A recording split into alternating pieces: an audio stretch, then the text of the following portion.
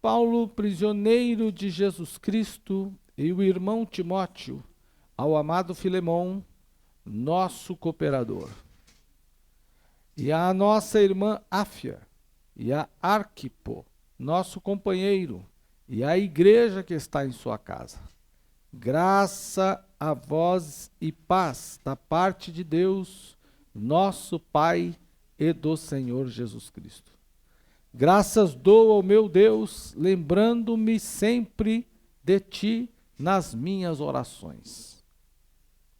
Ouvindo a tua caridade e a fé que tens para com o nosso Senhor Jesus Cristo e para com todos os santos, para que a comunicação da tua fé seja eficaz no conhecimento de todo o bem que em vós há por Cristo Jesus. Tive grande gozo e consolação da tua caridade, porque por ti, ó irmão, o coração dos santos foi reanimado. Verso 8. Pelo que ainda que tenhas em Cristo grande confiança para te mandar o que te convém, todavia peço-te antes por caridade, sendo eu, tal como sou, Paulo, o velho e também agora prisioneiro de Jesus Cristo. Peço-te por meu filho Onésimo, que gerei nas minhas prisões, o qual noutro tempo te foi inútil, mas agora a ti e a mim muito útil. Eu tu tornei a enviar. E tu o torna a recebê-lo, como ao meu coração. Eu bem o quisera conservar comigo, para que, por ti, me servisse nas prisões do Evangelho. Mas nada quis fazer sem o teu parecer, para que o teu benefício não fosse como por força, mas voluntário. Porque bem pode ser que ele se tenha separado de ti por algum tempo, para que o retivesses para sempre. Já não como servo, mas mais do que servo, como irmão amado, particularmente de mim e quanto mais de ti, assim na carne como no Senhor. Assim, pois, se me tens por companheiro, recebe-o como a mim mesmo. E se te fez algum dano ou te deve alguma coisa, ponho isso na minha conta. Eu, Paulo, de minha própria mão o escrevi. Eu pagarei, para te não dizer que ainda mesmo a ti próprio a mim te deves. Amém, irmãos? Eu quero compartilhar com os irmãos esta noite sobre o inútil que se tornou útil. O tema da minha pregação hoje é o inútil que se torna ou se tornou útil. Porque, ao que nos parece, irmãos, e aí fiquem bastante atentos, essa carta de Paulo a Filemão sugere a nós que esse homem, Filemão, o destinatário a quem Paulo escreveu, não sobre quem ele escreveu, mas a quem, Paulo mandou a carta para Filemão. Filemão foi a pessoa para quem Paulo escreveu. Esse homem parece que já era um cristão. A carta nos dá o sentido de que ele tinha já alguma ligação com Paulo, e o apóstolo Paulo até nos faz pensar que estava sendo um pouco modesto, se a gente pode falar assim, porque ele disse: eu te poderia mandar. Veja lá no texto, eu até poderia mandar, olha lá, pelo que ainda tem em Cristo grande confiança para te mandar o que convém. Então, em outras palavras, Paulo parece dizer assim: eu posso determinar ao que eu interpreto, mas eu prefiro pedir. Veja a autoridade que Paulo escreve isso, não é? Então, Paulo tinha essa força e ele prefere fazer um pedido a Filemão sobre Onésimo. Quem era Onésimo? Onésimo foi um escravo, servo, naquela época existia. Nós sabemos que o Evangelho libertou os homens da escravidão. A escravidão deixou de existir, entre outros problemas, por exemplo, por causa do Evangelho de Cristo. O cristianismo é responsável por isso. E aqui nós temos base para dizer isso aqui. Veja, e eu vou mostrar isso para vocês no texto. Onésimo foi um escravo daquele homem que, segundo os estudiosos, era muito bem financeiramente.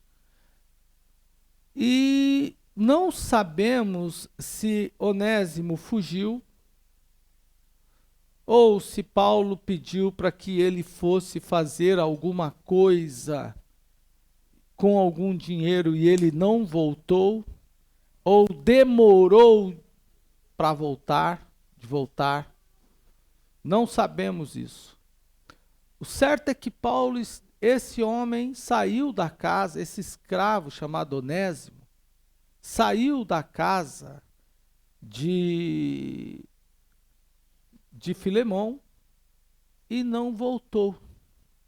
E o nome Onésimo, o nome Onésimo, a tradução do nome Onésimo, Paul Gardner escreveu num livro que trata sobre essa questão dos personagens da Bíblia, significa inútil.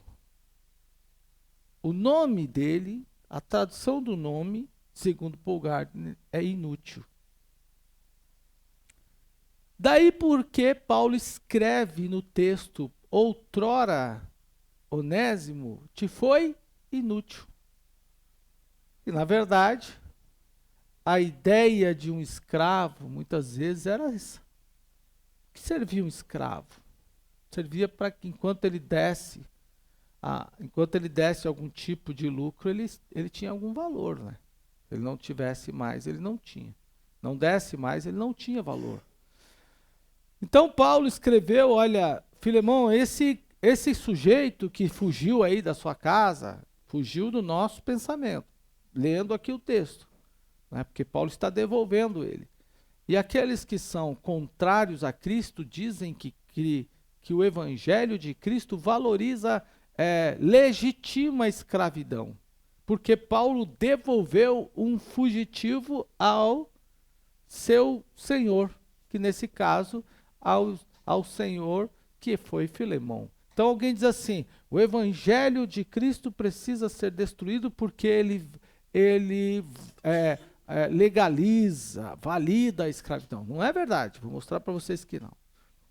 Mas hoje o meu objetivo não é pregar contra aqueles que dizem que o Evangelho é uma escravidão. Não, isso aí fica para outro dia.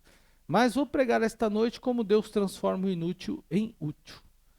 Então, provavelmente, esse rapaz, na sua fuga, se encontrou com Paulo em Roma, e alguns dizem que foi Éfeso, uns dizem Roma, outros dizem Éfeso. Onésimo, na sua fuga, se encontrou com Paulo, e com Paulo, ouvindo Paulo, se converteu. E ao se converter, irmãos, o apóstolo Paulo, então, devolve esse homem, depois de algum tempo, ao seu senhor. E ele faz até esse trocadilho: inútil para você, outra hora, útil para mim, agora devolva você.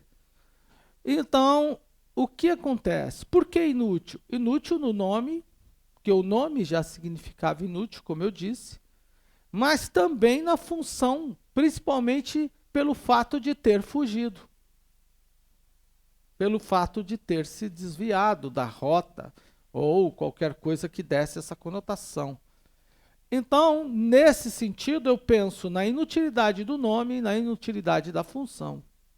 E essa descrição, foi sobre essa descrição que Paulo escreveu esta carta a Filemão, devolvendo Onésimo.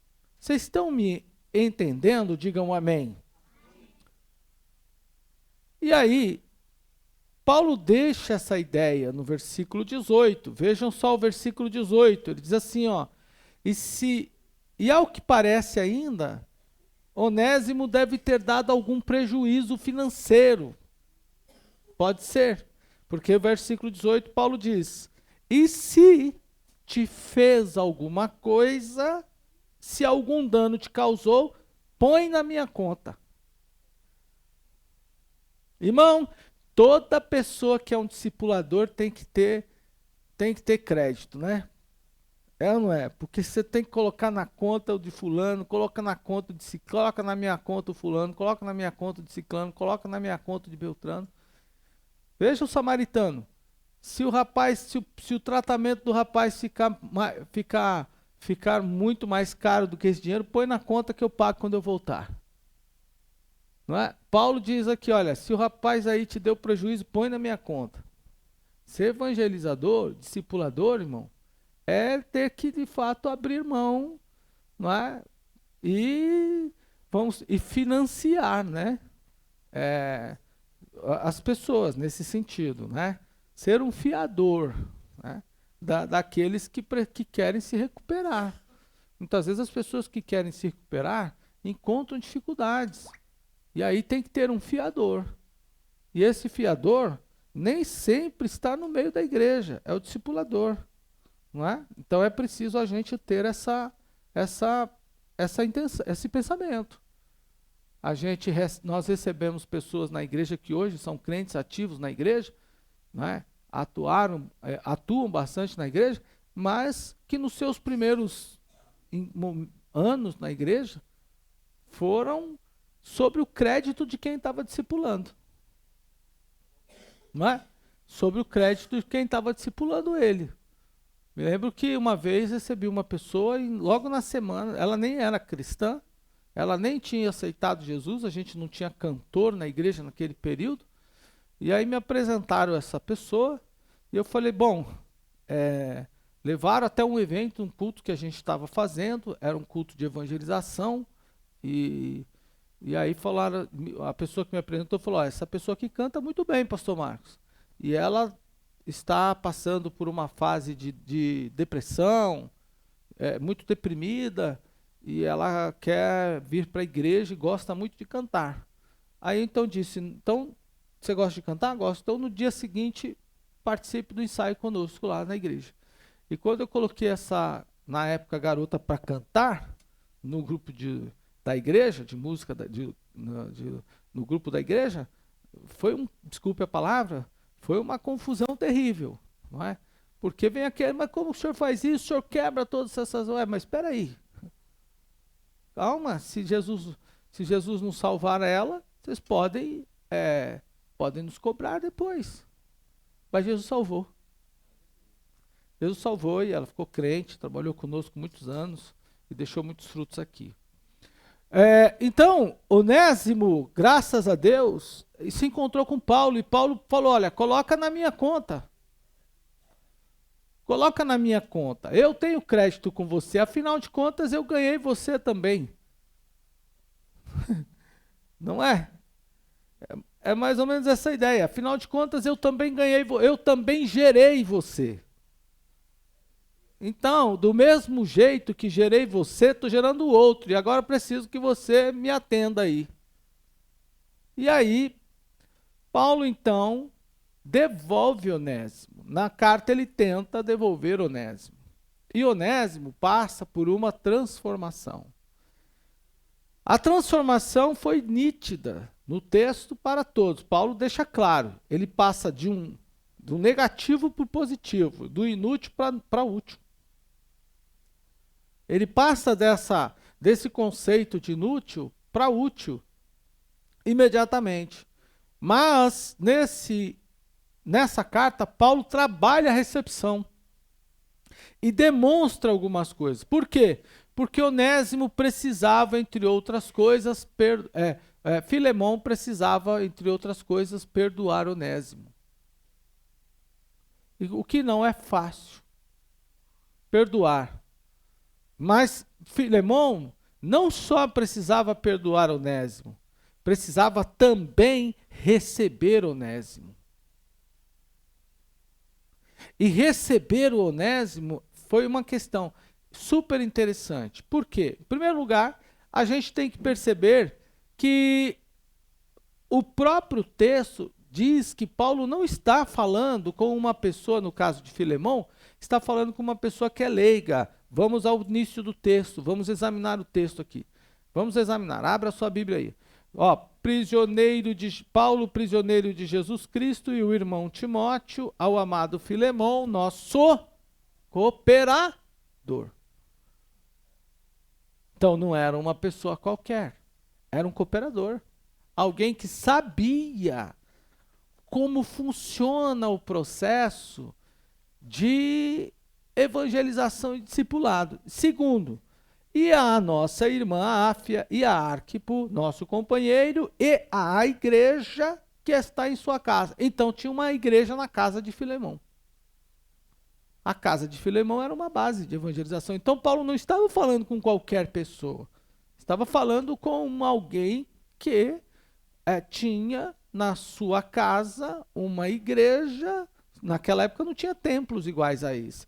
Podia ter uma casa que uma pessoa pudesse, talvez, tenha construído um templo, né, um espaço como esse. Mas era nas casas, né? E aí, podia ter um salão grande na casa, não é? Por exemplo. Veja que o homem da ceia, que Jesus pediu lá em Mateus capítulo 26, o homem que recebeu a ceia tinha um cenáculo, né? Tinha um salão, e Jesus fez a ceia lá. Então, é possível que alguém naquela época, tivesse um templo, um espaço grande que pudesse receber uma reunião dos cristãos, né? Então, Paulo não escreveu para qualquer pessoa, mas escreveu para um cooperador. E Filemão era um cooperador de Onésimo. E naquela obra, por exemplo, existiam outros cooperadores, os quais Paulo cita aqui. Há quem diga que esse homem, por exemplo, irmão, Filemão, como eu já disse, era bem financeiramente. Então, de acordo com o texto, ele era um homem, Paulo deixa muito claro as características de Filemão.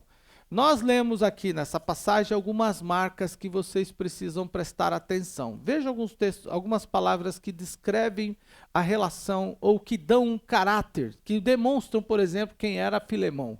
Paulo diz o seguinte, verso 5, olha só. No verso 5, Paulo diz assim, ouvindo a tua caridade. Ele era um homem caridoso. Ele praticava caridade. Segundo, a tua fé. Bom, depois verso de número 7. Tive grande gozo e consolação da tua caridade.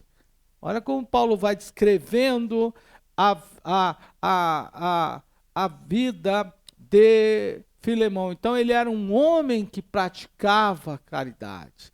Ele era um homem que tinha essa virtude dentro dele. E Paulo pede a um homem que ele mesmo vai discorrendo sobre isso, e o texto volta a falar sobre caridade. Então, Filemão era um homem caridoso, nesse sentido.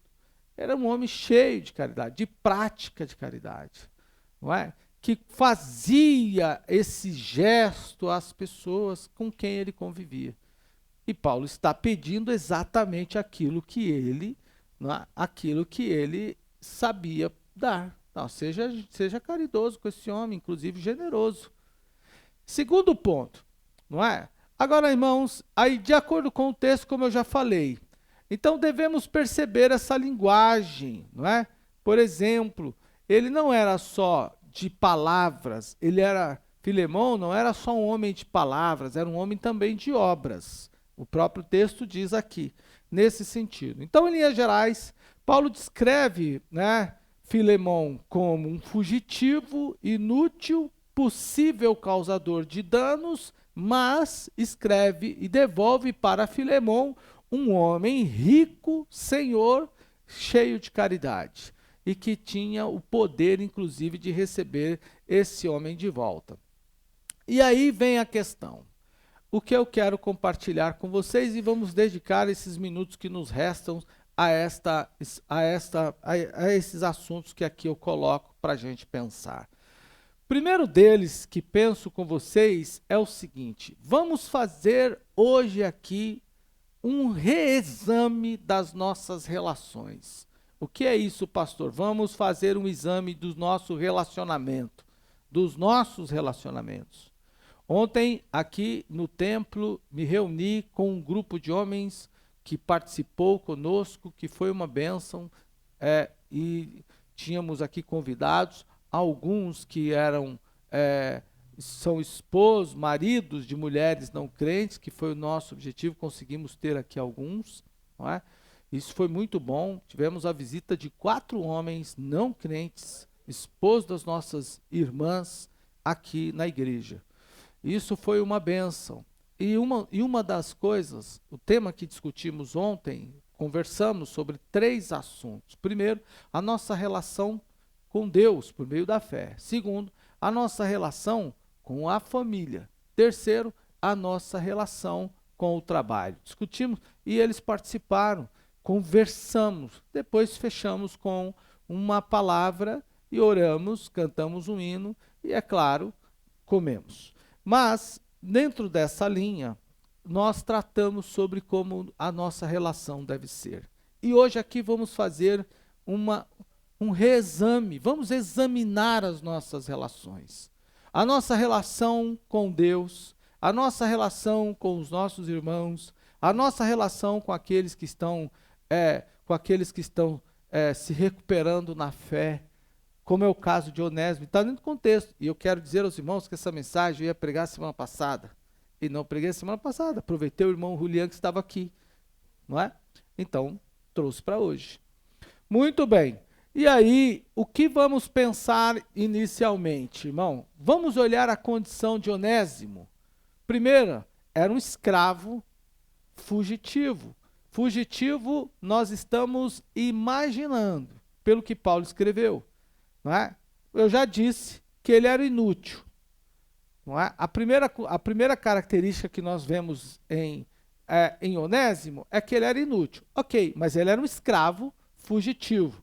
E o que nos chama a atenção é que podemos pensar, por exemplo, quantas pessoas, irmãos, não cristãs ou cristãs, até mesmo se movimentam, correm de um lado para o outro, para tentar fugir da escravidão. Qual tipo de escravidão? Escravidão da bebida, escravidão das drogas, qualquer escravidão do pecado. Há pouco tempo eu disse a um adolescente, não entre no caminho das drogas. E a irmã Cida também foi taxativa nisso. E ele respondeu, da minha vida cuido eu, sei muito bem o que é para mim. Agora está desesperado para tentar sair das drogas. E para sair, irmão, precisa de muita força. Precisa de muita determinação. Então, às vezes as pessoas, para fugir de uma escravidão, da prostituição, dos negócios mal feitos, enrolados e assim por diante, fogem, correm de um lado para o outro, igual Onésimo. Não sabemos qual era a relação de Onésimo com Filemão, embora Paulo fale que ele era caridoso. Não é? Mas o fato é que ele é descrito como um escravo fugitivo. Ok. Segundo, ele passa de escravo fugitivo a filho. Olha só, na primeira parte do texto ele é um escravo fugitivo. Numa segunda parte ele já não é mais escravo fugitivo, ele é filho gerado. Olha o que Paulo escreveu. Voltemos ao texto, ao versículo 8. Pelo que ainda tenha em Cristo grande confiança para te mandar o que te convém, todavia peço Peço-te antes por amor, por caridade, sendo eu tal como sou, ó, caridade de novo a palavra, nós vimos no versículo 5, no versículo 7 e no versículo 9. Peço-te ainda por caridade, sendo eu tal como sou, Paulo o velho, velho porque ele já fala de sua experiência, do tempo que ele está trabalhando, e isso é muito importante, né? Ele diz assim, peço também agora, e agora prisioneiro de Cristo Jesus, por causa da condição que Paulo estava falando, ele estava preso mesmo, então ele diz, peço-te por meu filho, de escravo a filho, repita comigo, de escravo a filho. É a primeira coisa que o evangelho, é a primeira transformação que o evangelho faz na vida do ser humano. Tira ele da condição de escravo e coloca ele na condição de filho. Tira o homem da condição de escravo e dá a ele a condição de filho. Irmão, isso foi tão claro e nítido. O jovem que gastou todo o seu dinheiro à mercê nas vaidades, pensou consigo, se eu voltar à casa do meu pai e ele me der o tratamento de escravo, já está bom para mim. Não foi isso que ele disse? E ele foi, e o pai que o aguardava disse assim, dê a ele roupa, sandália, sapato, dê um anel, de escravo, o moço chegou como escravo, mas foi recebido como filho. Paulo recebeu, o Onésimo saiu da casa de Filemão como escravo, encontrou Paulo como escravo fugitivo, mas já foi então gerado e devolvido como filho. É a primeira alteração no processo que a gente vê. Deus transforma o homem de escravo a filho. E é assim conosco. E aqui eu quero dizer ao irmão, tem mais. Por quê? Segundo ponto, de escravo a filho, ele passa por uma outra transformação. Qual, pastor? De escravo odiado, por exemplo, porque o Paulo diz o seguinte, se te causou algum dano, nós não sabemos, eu estou pensando, quem é que fica feliz com alguém que te causa dano? A senhora fica?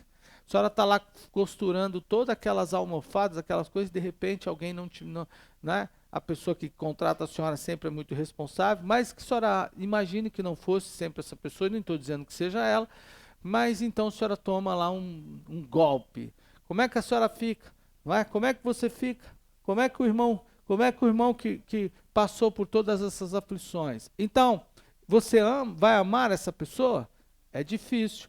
Aí então ele passa de um sujeito causador de dano, irmão, de um escravo fugitivo, causador de dano, e Paulo dá uma condição para ele super interessante. Olha lá.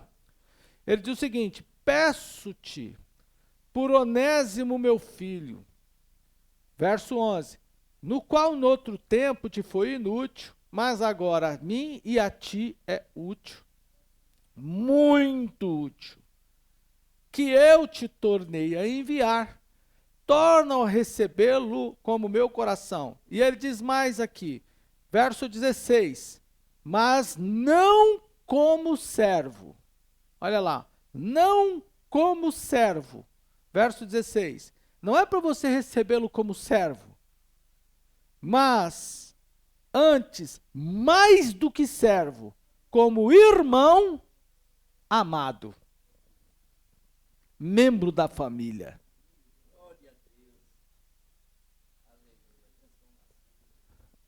Olha aí, não é para você recebê-lo como servo, mas para recebê-lo mais do que isso, como irmão, irmão amado.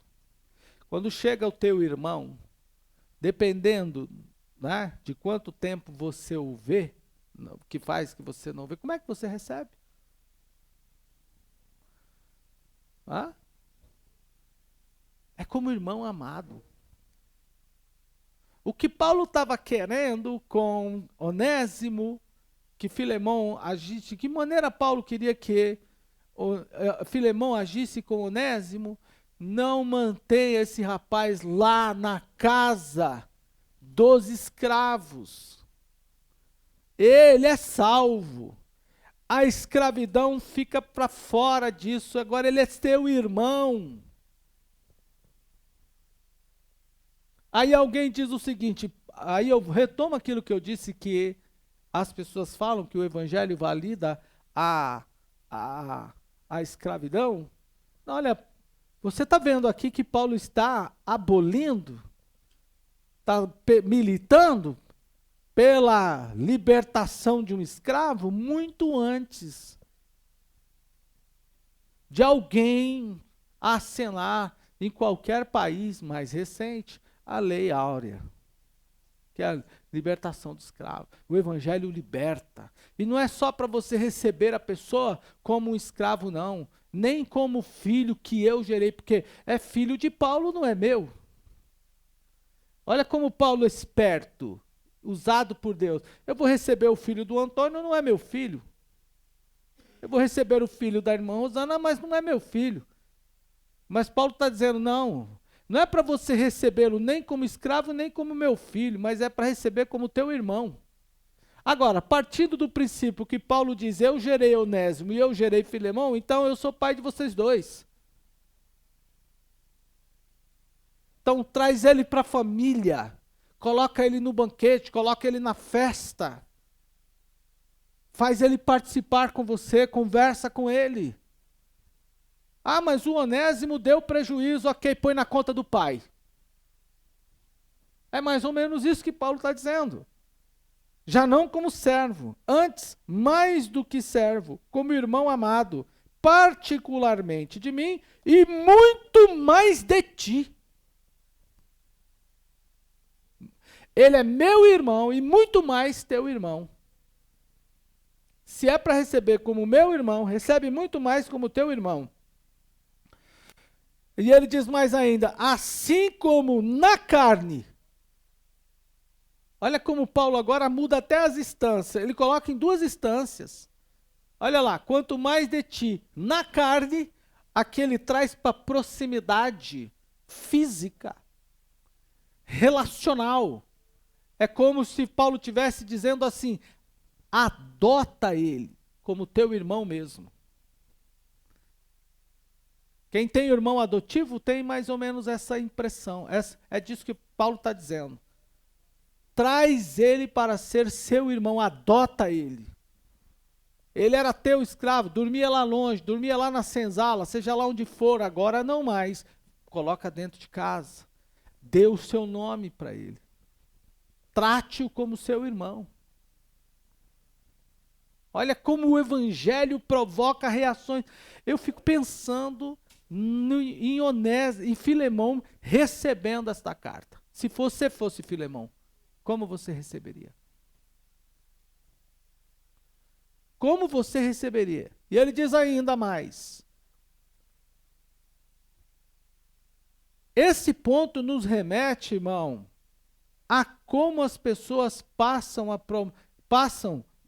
promover e receber emoções diferentes. Por exemplo, se por acaso, vamos imaginar, o texto não diz, mas sugere, como eu coloquei, quem te causa dano, dificilmente você vai amar alguém que te causou dano. Vai?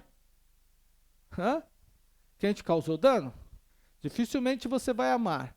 Então eu vou categorizar isso aqui como ódio, embora não seja. Mas olha, temos dois pontos extremos aqui, do ódio ao amor. O evangelho de Cristo é do amor. Porque é isso que Paulo fala. Se você estava bravo com ele, se você estava irritado, odiando as atitudes dele, agora você vai amá-lo. Se ele era teu servo, agora ele não será mais. Ele será teu irmão. Então, de amado, de odiado a amado. Olha só que coisa interessante. Depois, de servo, de rejeitado a irmão. Olha como o evangelho muda. Como o evangelho muda. Mas agora, amado. Então é o que Paulo está dizendo. Ele diz assim, então recebe-o como seu irmão. Querido, olhe bem, preste bem atenção. Eu não sei quantas pessoas já causaram danos a vocês. Eu não sei quantas pessoas já causaram danos. Danos, às vezes, que tenha permitido você sofrer de forma extraordinária. Mas o evangelho de Cristo faz com que você ame essa pessoa. Pastor Marcos, mas eu não consigo. Você não vai conseguir sozinho mesmo. Principalmente pelo seu próprio esforço. É por isso que você foi gerado, como eu também fui gerado novamente. E esta obra não é nossa, esta obra é do Espírito Santo. Ele é quem nos ajuda. Por isso que a Bíblia nos ensina que o Evangelho mortifica a nossa carne. Paulo diz assim, olha, eu esmurro meu corpo, me reduz à servidão. É morte da carne, porque você deve amar os que te odeiam, abençoar os que te amaldiçoam, bendizer os que te maldizem. Irmão, alguém dirá, você é fraco. Alguém dirá, se você faz isso, você é trouxa. Se você faz isso, na linguagem daqui, né? Você é trouxa, mas não sei como fulano é trouxa, como o irmão é trouxa, como o outro é besta, como o outro é aquilo. Não, meu irmão, pare com isso. É melhor você não ser bem falado na língua da população que vive na carne, mas você ser cumpridor do Evangelho de Cristo e o Cristo ser revelado em você e nas suas atitudes.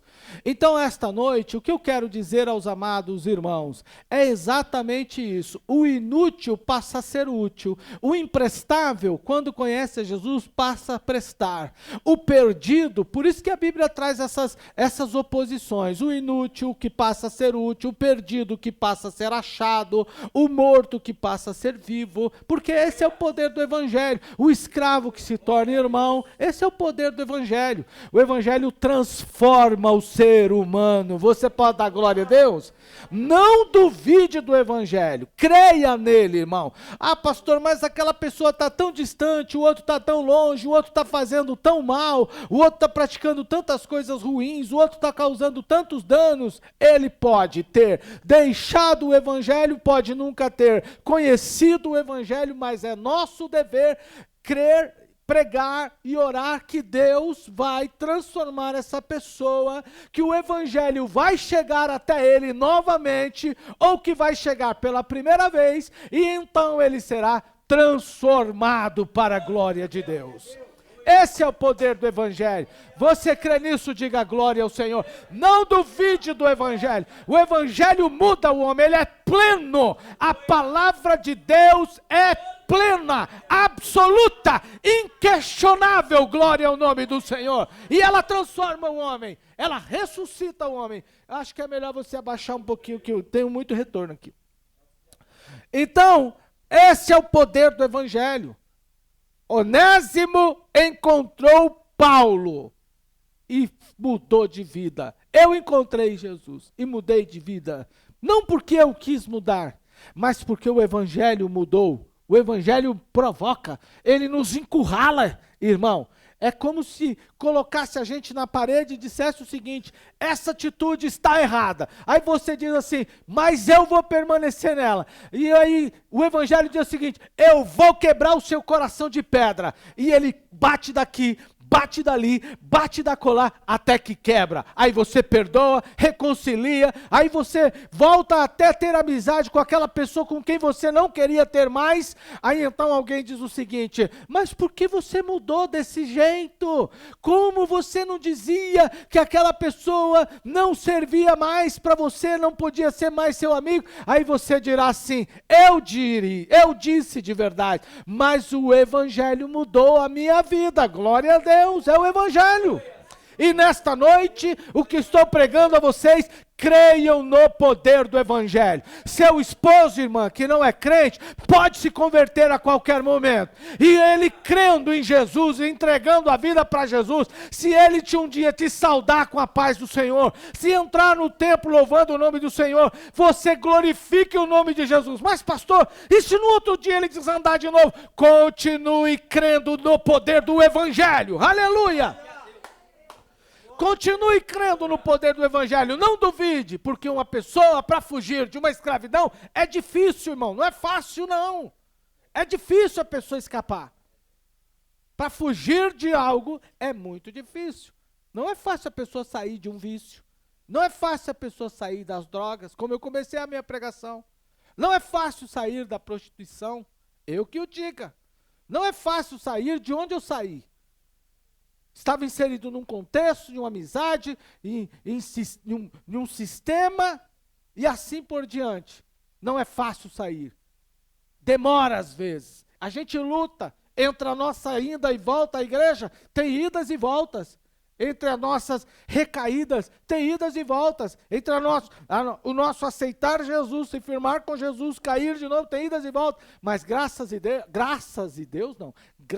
Deus que sempre tem um Paulo. E graças a Deus que sempre tem um Filemão. E graças a Deus que sempre, acima de tudo, tem o Espírito Santo, que controla Paulo e controla Filemão. Glória ao nome de Jesus. E Deus que controla Paulo e controla Filemão, diz o seguinte, olha, eu vou colocar a palavra na sua boca, você vai escrever para aquele, então o perdão vem de você, vai naquele e vai receber Onésimo. Foi assim comigo, irmão. Quantas vezes na igreja eu entrei, dei problema na igreja, mas a igreja cuidou de mim até que eu cheguei aqui, até que eu estivesse aqui. Você pensa que não? Pensa que pastor Marcos nunca deu trabalho. O meu segundo ano de conversão foi uma luta. A igreja lutou comigo, irmão. Mas graças a Deus, permaneci. Irmão, o crédito daquele pastor foi grande. Foi, irmão. Foi grande. Depois eu fui trabalhar com outro pastor, que tinha crédito também muito grande. O homem me apoiava em tudo, simples, irmão. O homem simples de tudo, irmão. Mas dizia, me lembro de uma vez, em que eu trouxe só para que vocês tenham ideia, consegui contatos com pessoas, e trouxe um pregador na igreja, que eu conheci nas andanças daquele período, e esse pregador fez um trabalho que não soou muito bem na igreja. Aquilo deu uma reunião, gerou uma enorme reunião, e uma reunião de degola, né? Vamos degolar, olha, a gente não pode aceitar qualquer pessoa vir pregar aqui à igreja, principalmente esses meninos que ficam convidando qualquer um. Quem era o menino? Já sabe que era o menino. Fica convidando qualquer pessoa, e lá estava o pastor, irmão, simplesinho de tudo, sempre simples, com aquele terno dele, sempre muito simples, já cabeça branca, que vocês conhecem muito bem, pastor Luiz de Oliveira, que já veio aqui, já pregou aqui algumas vezes, homem simples, escutou o A, escutou o B, escutou o C, escutou o D, escutou o E, e foi aquele sacode, um vinha e dava uma marretada na minha cabeça, outro vinha e dava outra, outro vinha e dava outra, outro vinha e dava outra, outro vinha e dava outra, outro vinha e dava outra, fechando a palavra. Quando foi, pastor, e agora? Vamos ouvir o senhor, o que o senhor vai fazer? Aí o pastor abriu a passagem bíblica, que eu nem me lembro qual mais, mas lembro muito bem da palavra, e falei, esse menino está sendo evangelizado, irmão, ele está sendo discipulado, amem ele, vai ser um obreiro da casa de Deus, tenham paciência, se ele tem alguma coisa que dá errado, eu vou fazer o seguinte, pode ir para casa, foi assim que aconteceu, o pastor Luiz fez bem assim, Marco, pode ir para casa e deixa que nem precisa ficar aqui, vai para casa que eu resolvo o seu problema aqui com a igreja. E eu fui para casa, irmão, e Deus me abençoou. Eu nem sei qual foi o desfecho daquela reunião. Eu só sei que em mim ninguém tocou. Mas por quê, irmão? A costa do pastor. O pastor que me apoiou, que cuidou de mim. É assim a igreja. Você pode dar glória ao nome do Senhor? Aí depois eu fui pregar em Mauá. Depois desse evento eu fui pregar em Mauá. Eu tinha saído daquela reunião porque o pastor pediu para eu sair mesmo. Não é? Tinha saído. Aí fui pregar em Mauá. Cheguei atrasado. Ao chegar atrasado lá na igreja, na Vila Guarará, foi muito bem, Vila Guarará, lá em Mauá, cheguei atrasado, tinha um pregador que estava pregando, né? Ele já estava pregando naquele dia, e eu já cheguei quase ao final do culto mesmo. Aí, quando terminou a pregação dele, ele deu uma pausa e disse, olha, eu nem te conheço, rapaz. Falou bem pro aquele irmão, não era da igreja também. Eu nem te conheço, mas é o seguinte, Deus mandou você aqui hoje, que não era para você falar, é para você ouvir. E é assim, foi bem desse jeito, você ouvir. Você passou recentemente por uma provação assim, uma reunião com 8 bocas. 8 pessoas tinha na reunião, 8, certinho. 8 pessoas, e você levou uma pancada daqui, outra dali, outra da colar, outra da colar, outra da colar. Muito bem, eu quero dizer para você, faz parte do processo que eu estou fazendo você passar. Fica quietinho, tá tudo na conta de Deus. Deus. Amém. Eu disse glória ao nome. Mas seja firme. Eu continuei firme, irmão. É assim, temos que crer no poder do Evangelho. Diga glória ao Senhor.